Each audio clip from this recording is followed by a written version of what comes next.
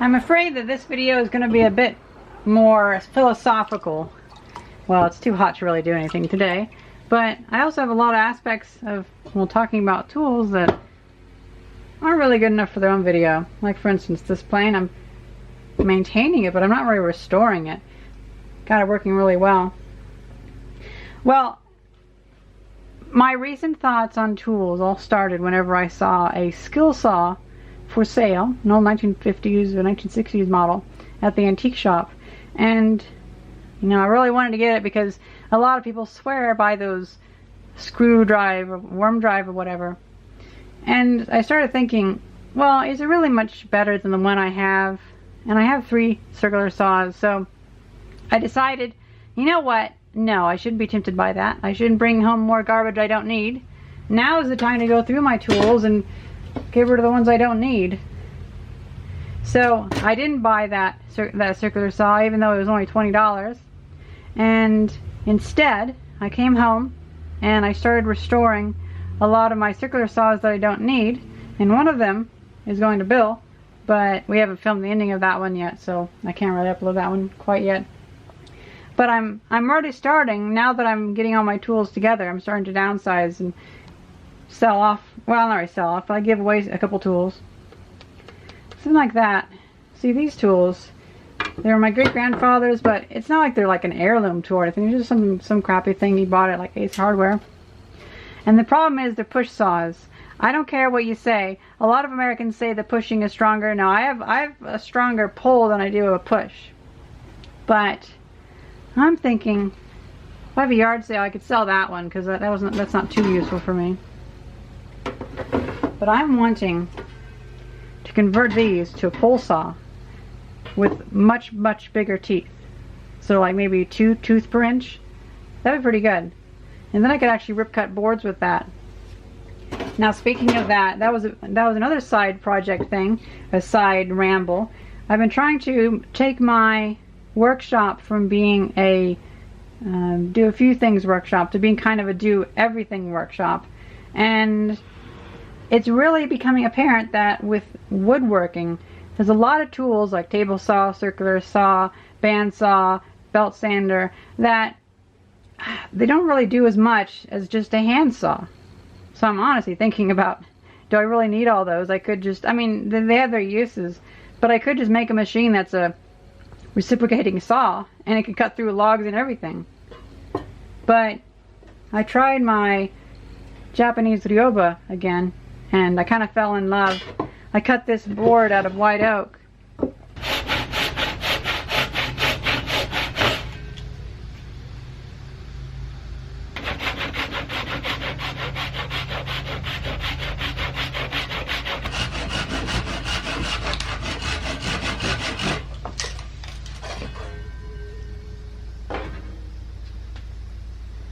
Oh, not bad.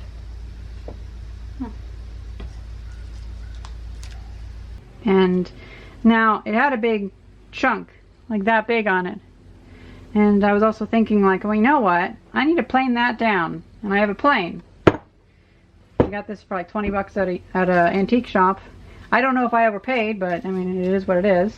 It's a number 5. It's a Stanley or something. It has some writing on the side of it. You know, it doesn't need to be fully restored. It feels fine. Like, everything's tight on it. But the blade was always dull. So it was only then that I realized, wait a minute, a belt sander isn't just for wood. So I started off with my little hatchet, my carpentry axe, I guess it'd be called.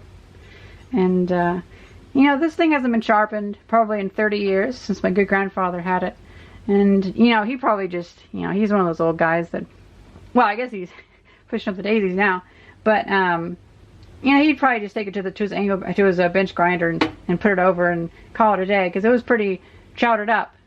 But with that belt sander, I was really able to dial that in, at least a little bit. Or at the very least, it's good enough to take like twigs and knots out of logs whenever I'm cleaning up the sides and to debark them. I went a bit overboard on the WD-40, but oh well. Now this is another thing I haven't really told you guys about. It's kind of funny. I wasn't really expecting. I didn't know that wooden mallets weren't really a common thing because, you know, I got these from my great-grandfather and I thought, oh, he probably bought these from somewhere and I guess they don't make them anymore. So I've always had it in my head that, oh, a wooden mallet is just good for anything. Have a tire that's not coming off a lawnmower, beat the crap out of it. Have insulation that's not going between some studs really well, beat the crap out of it. And, well, only after I started making my own, I realized, you know what, that was homemade. My great-grandpa made that from like a broom handle and something around. Probably like one of those things from a porch. So that's pretty cool. And he also inlaid a bunch of wire in the side.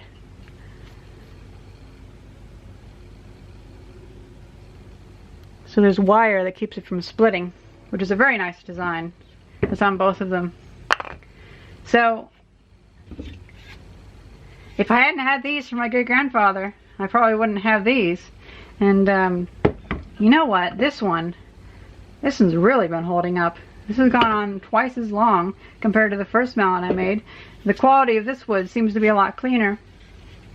Oh, where am I getting off to again? Oh, right. So I cleaned up the blade on that. I just sanded it smooth. And you know what? This thing works fucking amazing now. Yeah, this is the side that I cut with the saw. It ended up cupping a little bit because I don't have a measuring rectangle. I need to get another one of these so I can have like that way. Because whenever I measured it this way and whenever I measured it that way, I had it skewed a bit, and so this part was high, this part was high, and these two parts were low, so I had to take those down with the sander. But you know what, that didn't turn out too bad. This is a really weird oak too, or at least I'm not used to oak.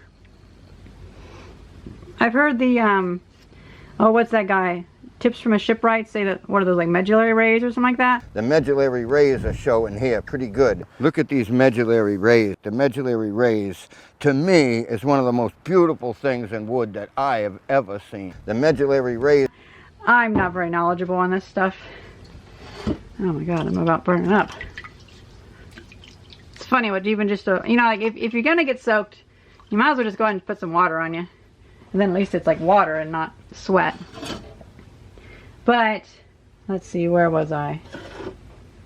So I started cutting with that. Oh, you're right. You know what? This is pretty amazing.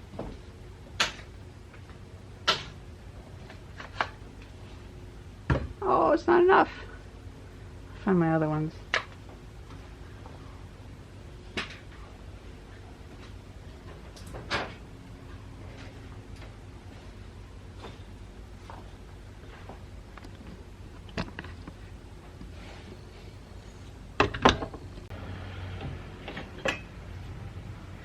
So yeah, I'll make myself a square with one of those, like an actual full round square. That way I can just size it up to whatever and mark all the way around knowing it's going to be straight.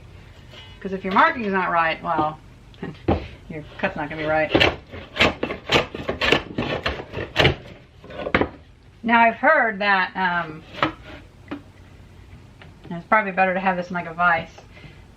But I'm working on making a tiny workbench. It'd be kind of a cute little one, I think. But I've heard that if I didn't cut that at a straight angle, if I cut that to be like cupped, then it would cut better. But this cut's fine. I'm fine with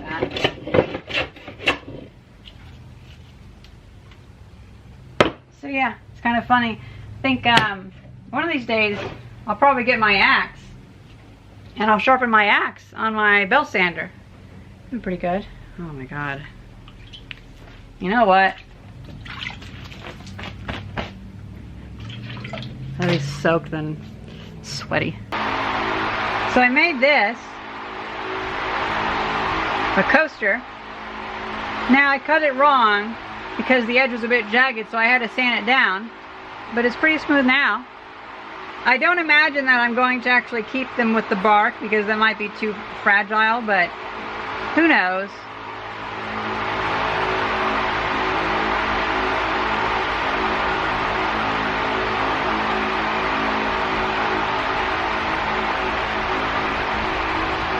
But I like how these red oak discs look.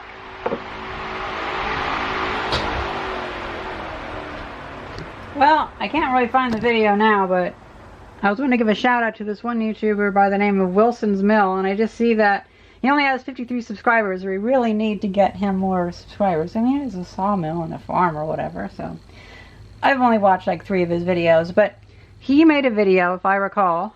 I've been seeing some wood coasters, drink coasters, that were really neat looking, but I couldn't figure out how to make them without them splitting apart. Look at this tiny little hole, and while there's some cracking, not too much, nothing compared to this, right? But I don't want to cast a coaster with a big hole in it. So now this round here was soaking in it for 24 hours and in the hot sun, and it is perfect. There's no cracking at all. Even as thin as it is, you would think this was cracked. I did notice that the thicker pieces are less likely to crack. Where he just soaked these in oil and they didn't split. And so I was like, you know what, that's actually not a bad idea. So I cut this, even though it started cracking. I just slathered a bunch of linseed oil on it, painted it on there with a paintbrush, and the cracks that were there have sealed up. And the other ones that, well, no, the cracks have really come up. So it seems like that's actually a pretty good idea. So I might see about getting a bunch of linseed oil and getting like a container. Now this one has beeswax in it for like sealing ropes or whatever, but maybe get a container like that and just have a little bit of linseed oil in there and set it in there and soak it up, and that way it won't crack, and plus it looks pretty nice.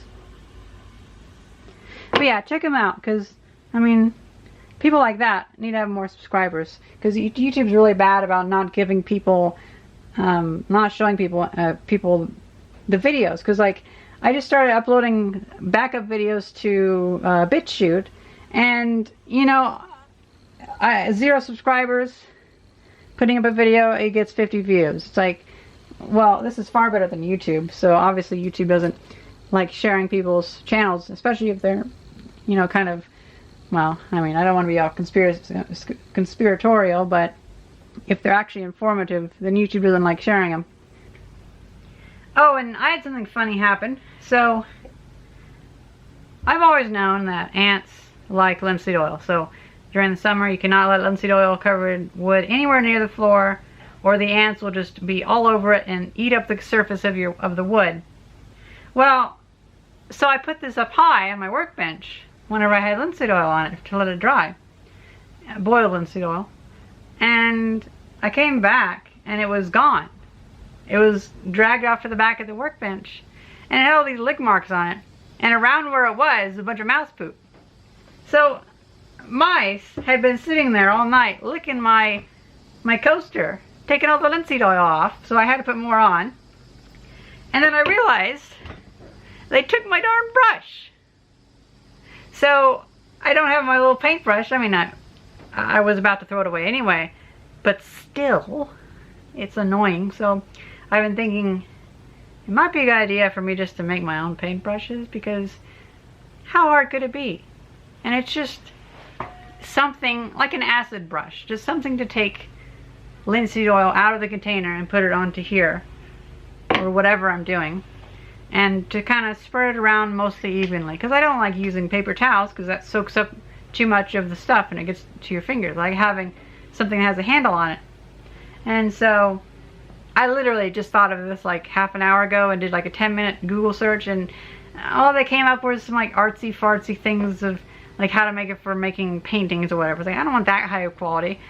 I'm thinking just taking a rope, frazzling the ends of it, and taping it to a stick.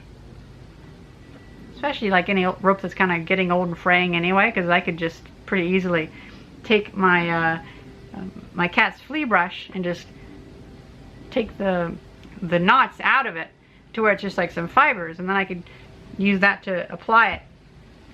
However, this morning I also saw an old video of Buckin' Billy Ray Smith where I believe he used linseed oil, but either way he was treating an axe handle, and he had an eagle oiler. Well, not an eagle oiler, but I mostly have eagle oilers. They've been telling me to get your Watka mittens out. So that's what I'll do. I'll listen. And we will share. We will share this time together. As this happens right before your eyes, Mr. P, behold, my friend. Hey? It is nice. It's nice to watch it happen. I will be honest. I mean, that's... Come on. Want to see it again? I do. Look. Oh, it just... To me, it's like a transformation that never gets old with me. And you never see it again. And, you know what?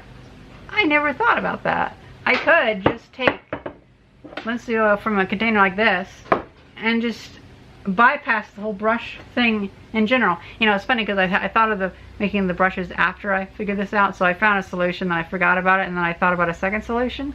And so now I'm just kind of trying to do two solutions. I mean, I guess once I get linseed oil into one of these, if it doesn't clog it up, I would still need something to apply it, like kind of brush it around on the wood. Maybe. I don't know. But, you know, I also got this one at a yard sale. But that one's nice and big. I don't know. And they're all Eagles. I guess Eagle was a really popular brand. But, so yeah. Those darn mice. I mean, it's like the bottom section of the wall isn't there. Because it's effectively a barn that I've just upgraded a bit too much. And I still need to add some bricks underneath there, but mice are gonna get in. I always expected them to get in. They're cute, it's fine. If they leave their poop around, I can brush it off onto the floor. I don't mind. But still, I didn't expect them to take my linseed oil. Pretty soon they're gonna be walking off with my cans of linseed oil. Funny. Wow, it is hot. Oh shit. Summer sucks here. Oh yeah, in case I haven't shown you guys yet, I found this top to a headlight at well, my mother reads water meters at a town over, and one of the water meters is next to a burn pit from like the 1950s, and I was just poking around while she was reading the water meter because I was helping her, and I found this Western Electric, or Westinghouse, sorry, sealed beam B-20 top. Well, it occurred to me, that's kind of cool. So I took it home and I sanded the edge so it's not sharp. We're like, yeah, that's part's definitely not sharp. So I put some focus on that. But these sides, I could probably sand it more. But even rubbing my finger against it, I'm not gonna cut myself. Like, okay, I can hold this like this with my finger against that edge and it won't cut me. So it's mostly safe for now. But anyway, it made like a nice little thing for that. I think I have a video clip actually archived where I just filmed it, didn't know what to do with it, but it was just, it's fun to hit it and make it go around.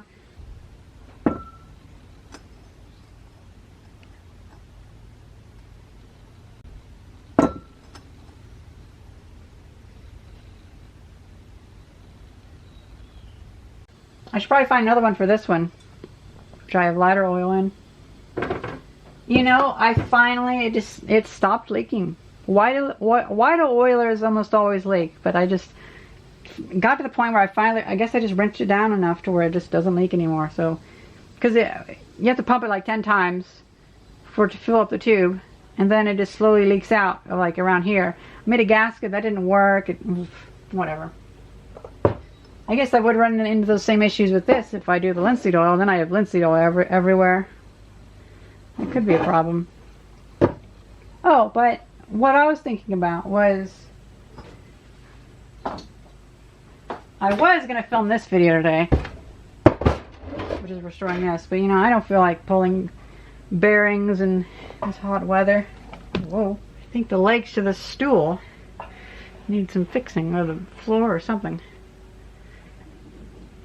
but like the bearing here seems like it's gone out, so I need to fix that. But you know, it was just so nice to finally be cutting with a handsaw, because I've been fighting all my other tools so much. You know, it's a really love and hate relationship with tools. Tools are an extrinsic solution to an intrinsic problem.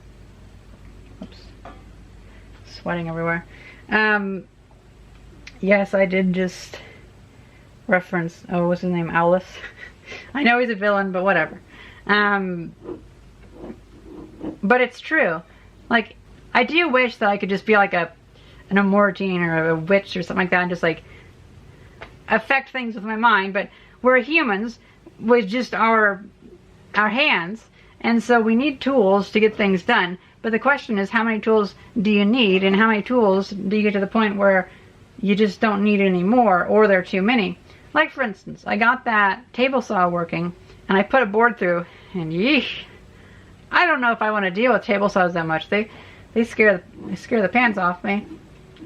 But the bandsaw, a little less scary because it's a little easier to deal with. But it just doesn't cut very well because it's as if you had a saw. Like, here's my camera battery died.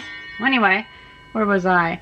A bandsaw is like if you have a saw, but it's only that thick, and so it can't push into the wood. So if you're cutting a log that thick, even if you've modified your bandsaw with a 1/2 inch or 1 centimeter blade, especially with that thing not tensioning worth anything, it yeah, it just doesn't work very well. But in comparison, having a really thick blade like that, you know, I'm thinking if I took this 1 to 50 or 50 to 1 gear reducer, I could make a reciprocating saw that's like that, and then it could just be moving back and forth, have a ton of torque, and it'd have enough thickness. I might even upgrade it to where like that thick, and so then I could just put a ton of force of the log into that, and it'd be fine if it was slow. I could just set the cut to go, and I'd maybe have it on a track with a weight, so the weight would be on like a rope and pull it through. So there'd always be like 20 pounds of force pulling it into the blade, and I'd just come back 4 minutes later and it would just be sawing slowly through it, a sash saw.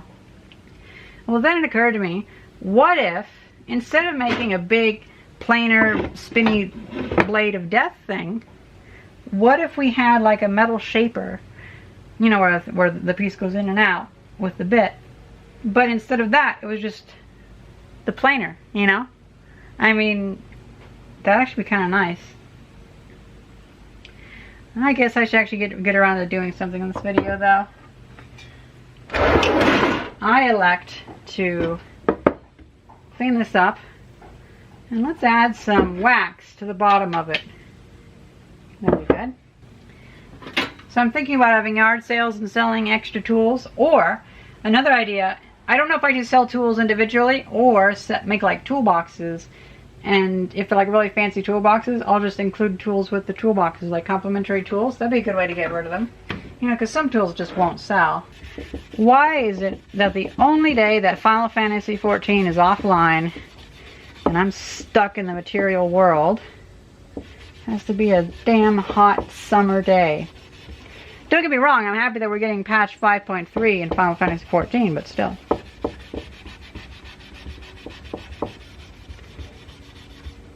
I like that.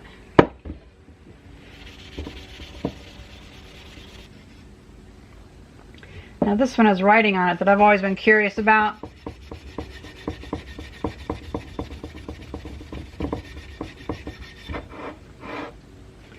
But yeah, so 2 channels you should check out. The main one being, oh, what was it, Wilson's Mill? Wilson's Mill.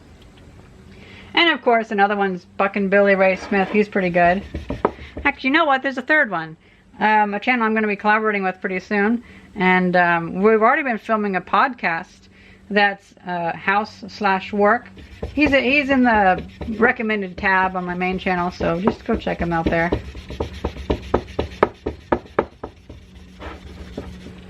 Actually, I'm gonna get a piece of wood and scrape that off. I don't know what that is.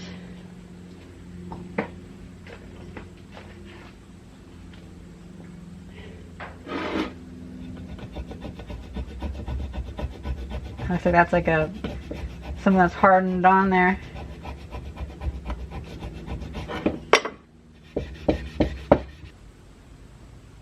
Keysport? Yeah, Keysport, Illinois. Well, I was hoping it had a little bit more meaning than that, but that's still cool. But the wood still seems fine. You know, I might have paid more like 12 bucks for it. I don't know. Just judging by how cheap I am, I doubt I would have paid 20 bucks for it now. And I think I have another one that was my great-grandfather's.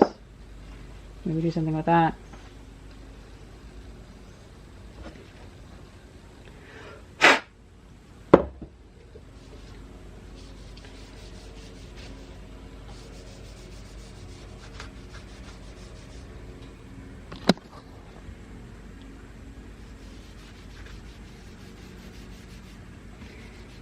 You know, I've not seen anybody wax these before. It might be a bad idea, but it seems like a good idea to me.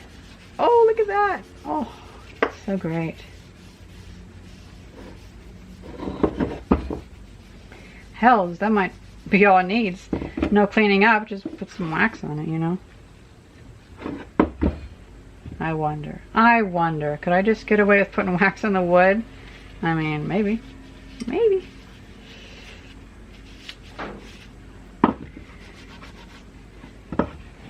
At the very least, if I ever do want to restore it, I'll just get some acetone and wipe it all off. It's not that big of a deal.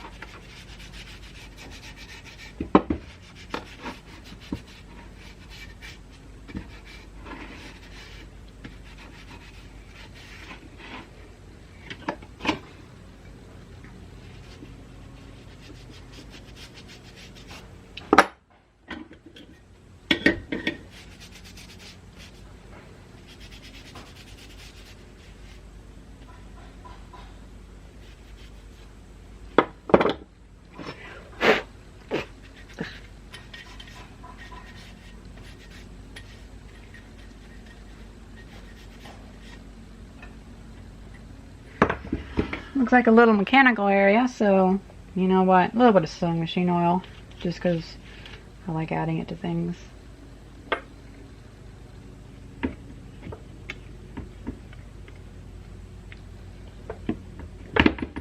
Whoa, oh my god. Oh, I didn't know it was supposed to go that far. Well, that had a noticeable effect.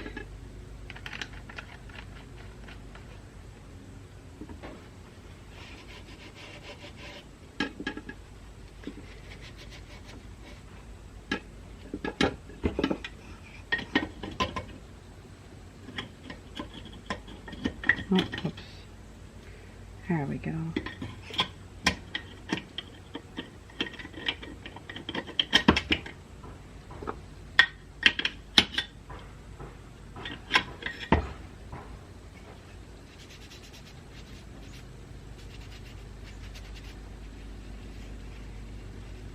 Love the smell. Really love the smell. I think I saw that one guy, like Paul Sellers or whatever. I think I saw him restore one time, but he restored it too much. Like, do you really need it that clean? I don't think so. You know, one time, whenever I was commuting in California on my e-bike, like every day, there we go. I put an old Coz wrench. I might actually have it. Oh, I do. Put this old Coz wrench in my bicycle toolbox. And you know what? It was all rusty before, and then it got polished up like crazy. So I really just started liking how things look once they're just used to shit.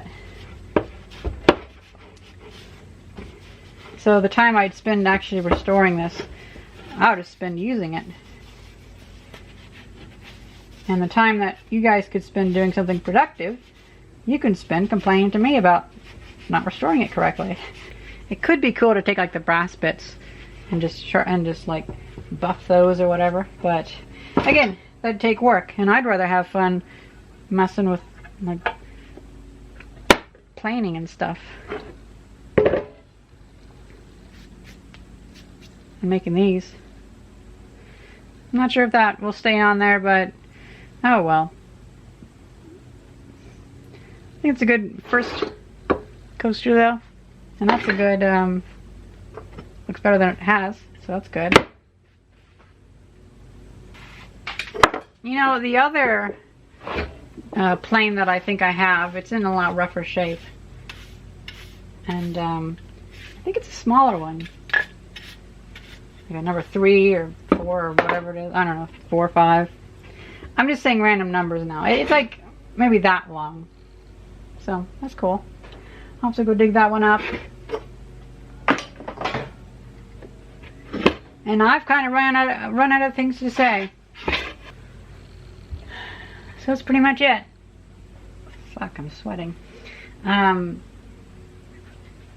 probably going to just be going through a little bit of things over a while, but you know, maybe next year I'll actually have things put together enough to where I can decide, like, I only need 8 hammers, or maybe 4 hammers, but I can actually go through and finally decide how much of each tool that I need, because I have an overflow toolbox and I have my boxes of unrestored tools over there that I figure I'm going to slowly start picking things from, and I'll be like, oh, let's do a video of restoring 10 screwdrivers or whatever, because I used to do stuff like that where I'd restore like 12 wrenches and stuff like that, but yeah, I should just get back into that, because a lot of those things are too small for their own individual videos. You know, Post-Apocalyptic Inventor's been doing a really good job with those repair-a-thons. He's taken that kind of genre of restoration in a much better direction than I do, because, well, I mean, kind of like motivation, and it's usually hot here, and I'm kind of the opinion of like, wow, I'll just brush it over the wire wheel and that'll be good enough. I think I'm probably gonna make like a, you know what, I need your guys' help. I want to know, can I use this white oak once it's fully dry in contact with metal? Can I make a case to hold something, or will it have the issue of like iron sickness and rust that even if dry? And is there a possibility to soak this like in a basic solution like baking soda or whatever to remove that acidity? Is that possible?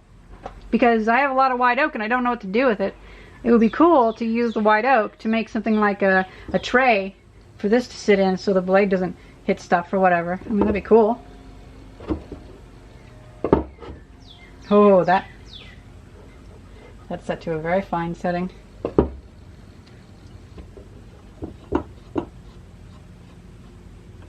I will set it to where it's not quite catching. There we go. I hope you guys enjoyed this video. Thank you very much for watching. See ya.